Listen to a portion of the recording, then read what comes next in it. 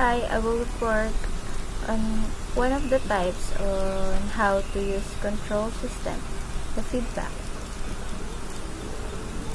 What is feedback? This is a short background about feedback. In 1909, Carl Ferdinand Braun used it as a noun to refer to coupling between components of an electronic circuit, and according to Ashby, 1956, defines it as a circularity of action which keeps the theory simple and consistent.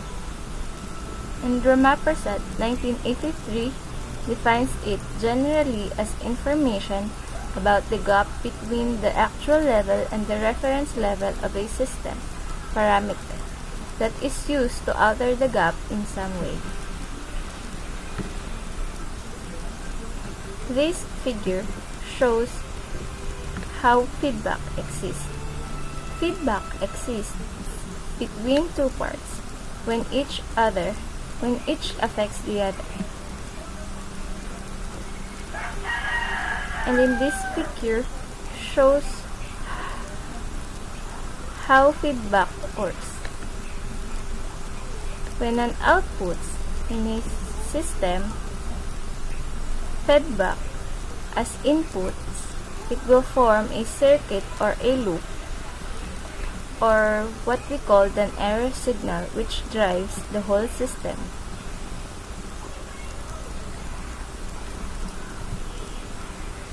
These are the good reasons why feedback is applied and used in electronic circuits. The first is circuit characteristics such as the system's gain and response can be precisely controlled. The second is circuit characteristics can be made independent of operating conditions such as supply voltages or temperature variations. The third is signal distortion due to the nonlinear nature of the components used can be greatly reduced. And the last is the frequency response, gain, and bandwidth of a circuit or of system can be easily controlled to within tight limits. There are types of feedback: the positive feedback and the negative feedback. In a positive feedback control system, the set point and output values are added together by the controller as the feedback is in phase with the input. The effect of positive, or what we call the regenerative feedback, is to increase the system's gain, which can cause a system to become unstable and oscillate, especially if the gain is equal to -1. Positive feedback may also introduce hysteresis into a circuit. Examples of positive feedback. The first is, if someone praises you or gives you positive feedback about something, you feel happy about yourself and are full of energy, you feel more positive. Positive feedback is used in digital electronics to force voltages away from intermediate voltages into 0 and 1 states. Positive feedback in chemical reactions can increase the rate of reactions and in some cases can lead to explosions.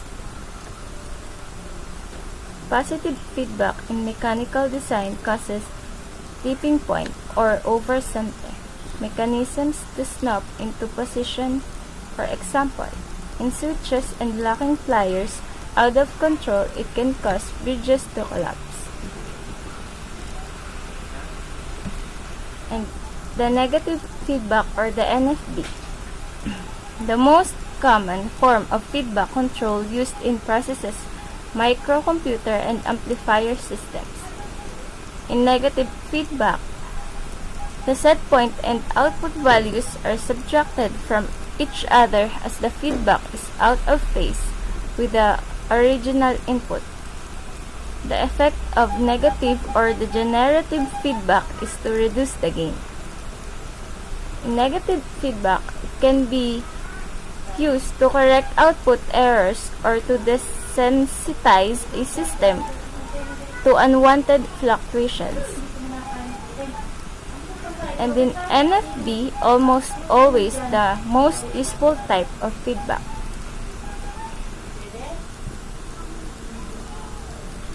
Simple example of negative feedback. If someone criticizes you or gives you negative feedback about something, you feel unhappy about yourself and therefore lack energy, you feel less positive. And this is the end of my report about feedback.